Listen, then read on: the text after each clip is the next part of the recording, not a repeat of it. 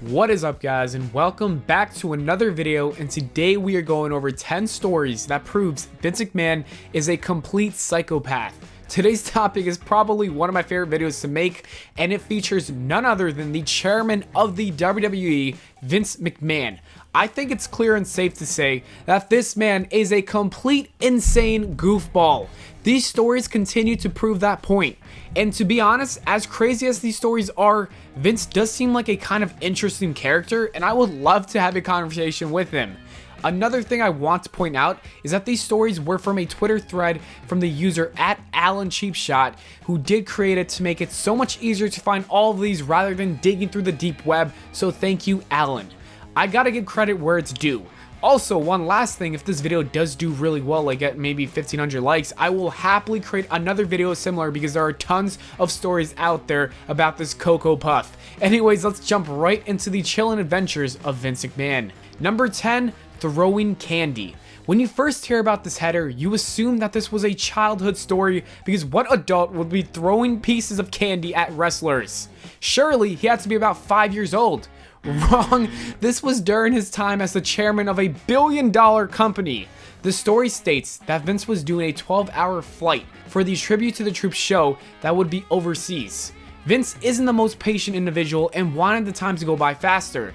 In order to pass the time, Vince would sneak around the plane and throw hard candy at the sleeping wrestlers. He would duck behind the seats when they woke up and even try to peep his head out and check if he woke someone up. This actually makes me laugh because it has to be the most childish thing ever. Just imagine telling your friends the story of the time your boss threw candy at you and woke you up while you were trying to nap and rest. Although it's actually really funny, it does show that he never matured. This goofball strikes again. Number 9, the Stephanie McMahon incest storyline. I think I've covered this a couple of times in my previous videos, but I will say it again for some of you who don't know about the story.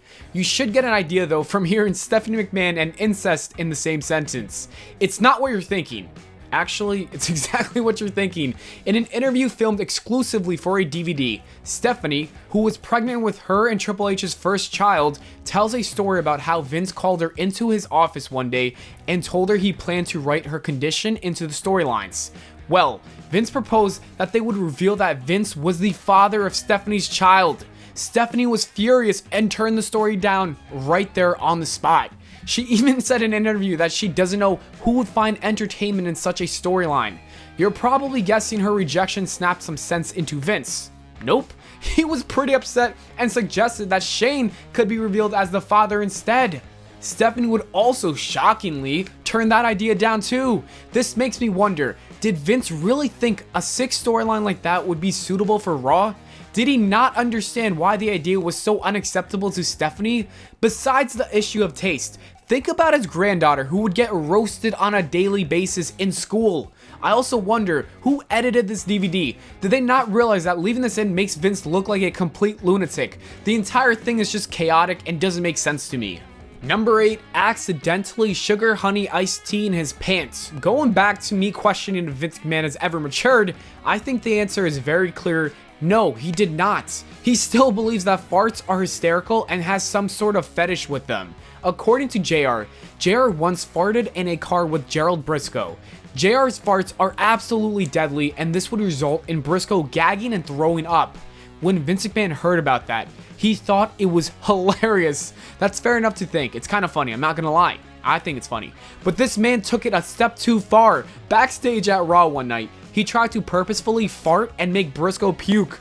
Ironically enough, it backfired and Vince would poop his pants. Vince had a live promo that night and he even went to the ring without changing.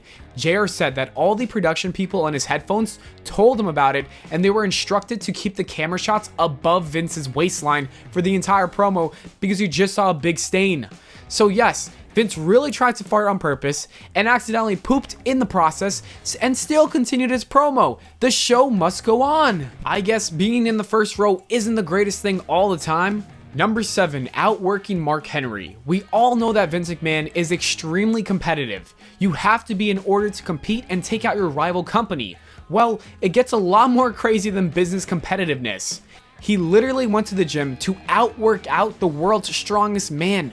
Vince invited Mark Henry to a workout session. Remember that Mark Henry's nickname is the world's strongest man because of the fact that he's the only man to have competed at top-level Olympic lifting, powerlifting, and strongman competitions? Well, Vince attempted to out-rep him on every single exercise. Curls, out-rep. Bench pressing, out-rep. Squats, out-rep. Henry went ahead and decided to compete with him because he's also competitive. Henry admitted that Vince tested him a little bit. It turns out that Henry couldn't handle it and quit before Vince did. Both men ended up in a lot of pain and could have been seriously hurt, but was it worth it? Hell yes, Vince's ego boost took that W. Number 6, alcohol and pee. Most of the time, Vince McMahon works on the WWE because it's a hard job. You gotta work on it literally almost every single hour of your life. When he's not working though, he wants to have a good time, he does get drunk and is a party animal. During a party, he got absolutely wasted and was doing some hood rat things. He ended up in Ric Flair's room and decided that it would be absolutely hilarious to pee on his bed. We can blame him for being drunk, but then again, he would probably do it even if he wasn't drunk. I wonder where Ric Flair was sleeping that night.